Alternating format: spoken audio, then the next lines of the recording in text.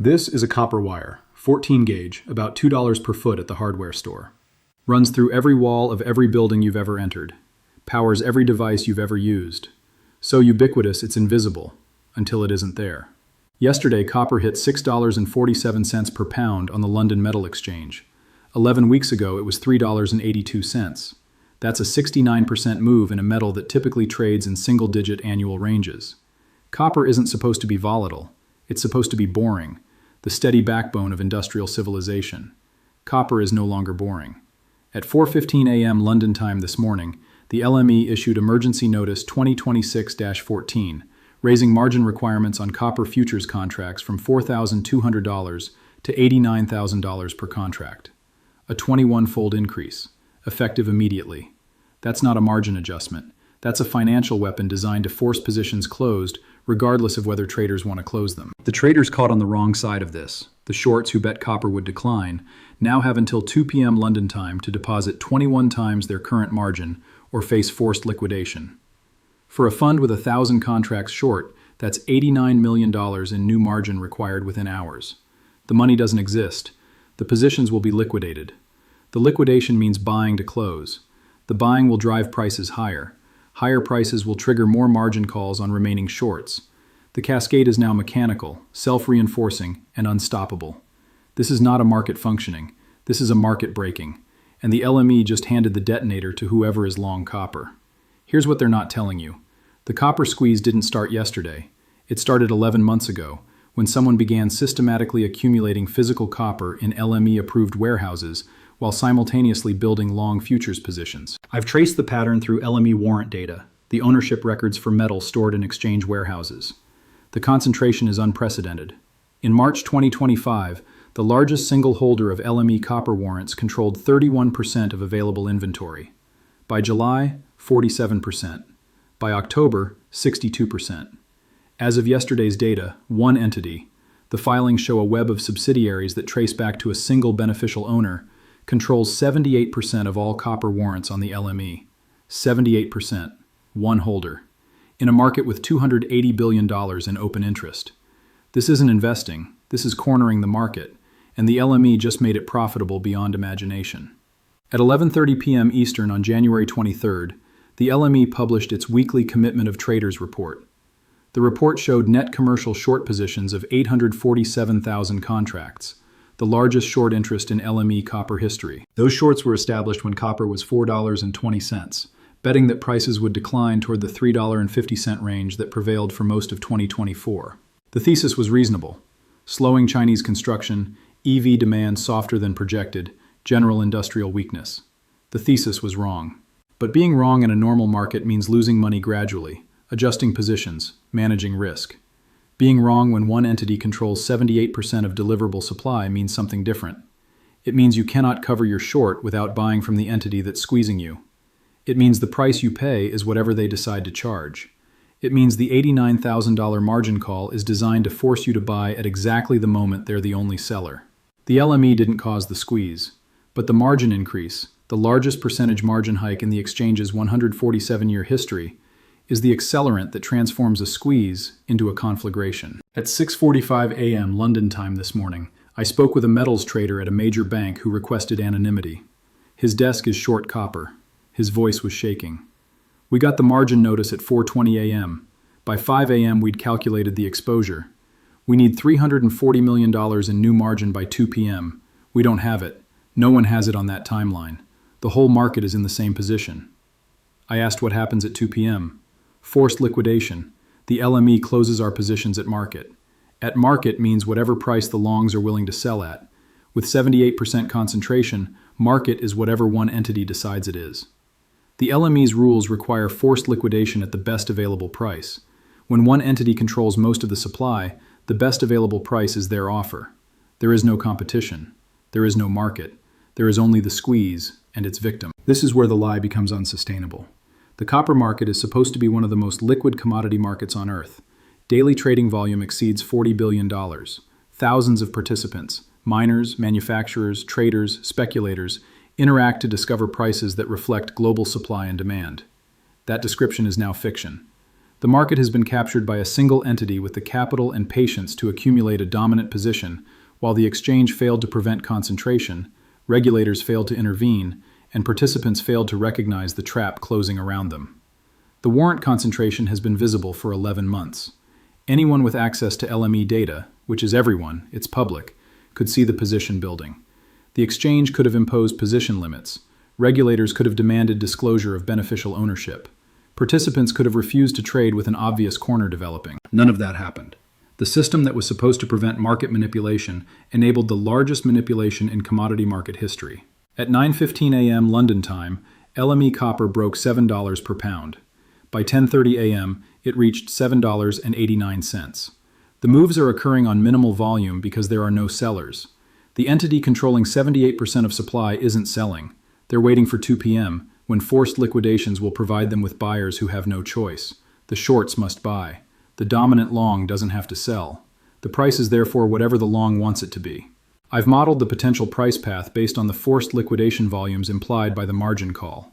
If 60% of current short interest faces forced covering, a conservative estimate given the margin increase, the buying pressure represents approximately 500,000 contracts. At current liquidity levels, with 78% of supply locked up, that buying pressure produces a price target of $11.40 to $14.80 per pound. Triple current prices. Within days. When institutions face coordinated destruction, they don't go quietly. At 8 a.m. London time, a consortium of banks reportedly petitioned the LME to reverse the margin increase or delay implementation. The request was denied.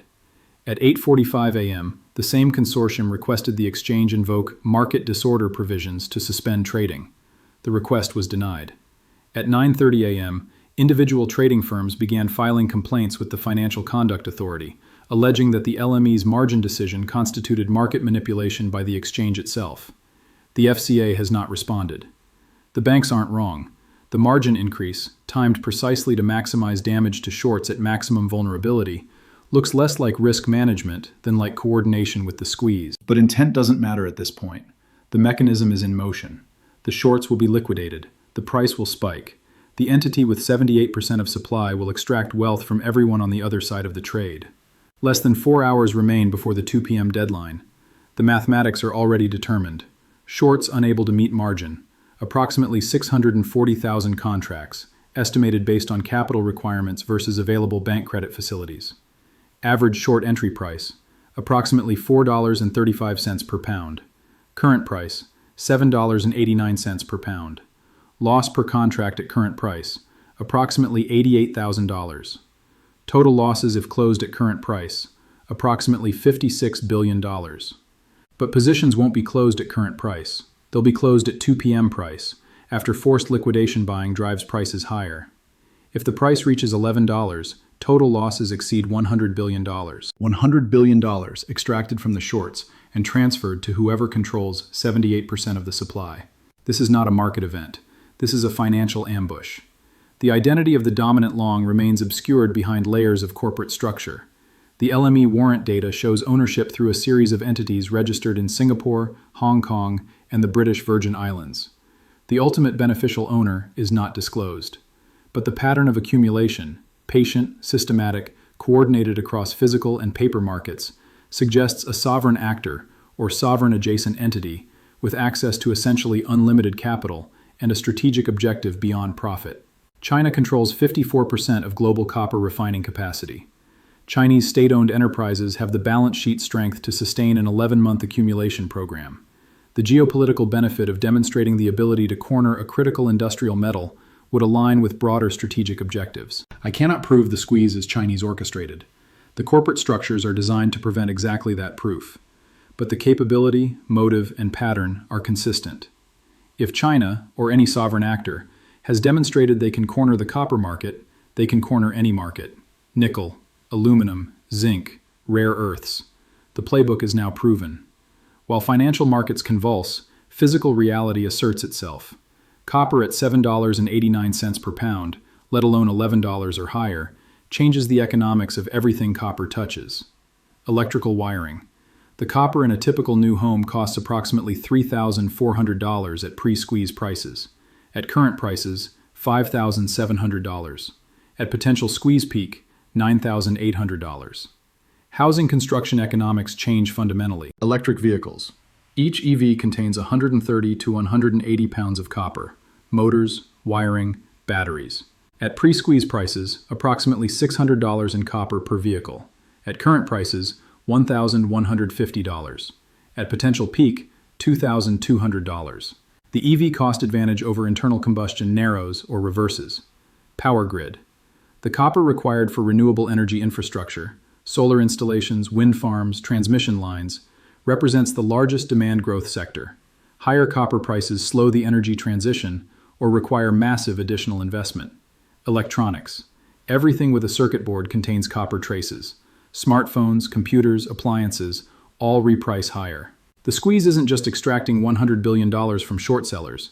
It's repricing the material foundation of modern civilization. At 11:15 a.m. London time, the London Metal Exchange issued a second emergency notice. This one addressed settlement and delivery procedures for the January copper contract. The notice specified that physical delivery requests exceeding available registered inventory will be settled in cash at a price to be determined by the exchange based on prevailing market conditions. Cash settlement. The LME is pre-announcing that it cannot guarantee physical delivery. Contracts promising copper will be converted to contracts promising money at a price the exchange, not the market, determines. This is the nickel playbook from 2022, when the LME canceled trades and imposed cash settlement after a squeeze threatened to bankrupt major participants. The exchange learned nothing from that debacle, except that they can void market outcomes when those outcomes become inconvenient. But cash settlement doesn't solve the problem, it relocates it. The manufacturers who bought copper futures specifically to guarantee physical supply now have neither copper nor the ability to acquire it at any price. They have money whose value is declining as inflation accelerates, while their production lines sit idle waiting for metal that doesn't exist. This is where the physical economy meets the paper economy, and the paper economy loses. The margin trap was engineered with precision. Examine the sequence. Step 1. Accumulate 78% of physical inventory over 11 months. Cost. Approximately $18 billion in copper purchases plus carrying costs. Step 2. Build long futures positions against the physical. The physical guarantees delivery capability. The futures provide leverage. Step 3. Wait for short interest to reach maximum. The higher the short interest, the larger the potential squeeze. Step 4. Trigger the squeeze. The exact mechanism doesn't matter. A supply disruption, a demand surge, or simply starting to buy futures aggressively. Once prices move, the shorts are trapped. Step 5. Use the LME's own rules to maximize damage. The margin increase forces liquidation on a timeline that prevents shorts from arranging financing, hedging, or negotiating. The 2 p.m. deadline is 9 hours from announcement, not business days, hours. Step 6. Extract maximum value during forced liquidation. Offer supply only at prices that capture the full desperation premium. The $89,000 margin isn't a risk management tool. It's step 5 of a 6-step plan to loot the copper market. And the LME, whether through capture, incompetence, or deliberate coordination, enabled every step. What the informed understand is that the copper squeeze is a template. Every lesson learned here will be applied to the next market, and the next. The lesson is simple. Control enough physical supply, build enough paper leverage, and wait for short interest to accumulate. Then trigger the squeeze and use exchange rules designed to manage risk, to amplify the damage beyond anything shorts can survive. The playbook works in any market where physical supply can be concentrated. Silver, platinum, uranium, lithium, even agricultural commodities where storage is feasible. The defense against the playbook is equally simple. Don't be short when someone else controls physical supply. And increasingly, someone else means sovereign actors with strategic objectives beyond profit. Actors who can sustain losses longer than you can sustain margin calls. The copper squeeze will end. Prices will normalize eventually. When the dominant long decides to sell, when new supply reaches market, when demand destruction creates equilibrium. The shorts who survive will emerge traumatized. The shorts who don't will be bankrupt. But the precedent is permanent. The LME copper market has demonstrated that it can be cornered, that the exchange will not prevent corners, and that exchange rules will be weaponized to maximize damage when corners are triggered. That precedent affects every calculation about commodity market participation from this day forward. $89,000 per contract. 21 times the previous margin. 9 hours notice. The number isn't a risk calculation. It's a kill shot. aimed at everyone who believed the copper market was too big to manipulate, too liquid to corner, too important to capture. They were wrong. At 2 p.m. London time, we'll learn how wrong. The forced liquidations will begin, the price will spike, the wealth transfer will complete, and the world will wake up to the reality that the commodity markets undergirding industrial civilization are not markets at all. They're hunting grounds. And as of this morning, you're either the hunter or the prey. The copper wire in your walls doesn't know any of this. It just conducts electricity, the way it always has. Simple, reliable, essential. But the system that prices that wire, that allocates its production, that determines who gets copper and who doesn't, that system just broke in full public view. $6.47 at yesterday's close, $7.89 at 10:30 a.m. Price target $11.40 to $14.80 if forced liquidations proceed as modeled. The margin call is $89,000 per contract. The deadline is 2 p.m. The shorts cannot pay. Everything that happens next is mathematics, and mathematics doesn't negotiate.